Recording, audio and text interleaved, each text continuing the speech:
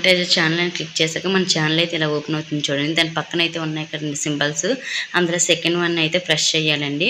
అలా ప్రెస్ చేసిన తర్వాత మనకి వీడియోస్ షార్ట్స్ అనేవి ఓపెన్ అవుతాయి చూడండి. ఇవి నావైతే షార్ట్స్ కాబట్టి నేనైతే షార్ట్స్ అయితే ఓపెన్ చేస్తున్నాను.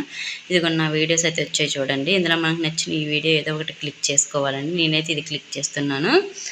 అలాగే ఇది క్లిక్ చేశాక చూడండి, ఆ వీడియో కింద అయితే రిలేటెడ్ వీడియో అనే ఉంటుంది చూడండి.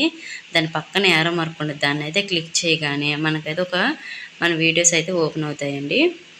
ఇంకా చూడండి వీడియోస్ అయితే ఓపెన్ అయ్యాయి కదా. ఇప్పుడైతే ఏ వీడియో అయితే మనం లింక్ పెట్టాలనుకున్నా ఆ వీడియో అయితే క్లిక్ చేయి. నేనైతే ఈ వీడియోని పెడదాం అనుకుంటున్నాను, అందుకే క్లిక్ చేశాను.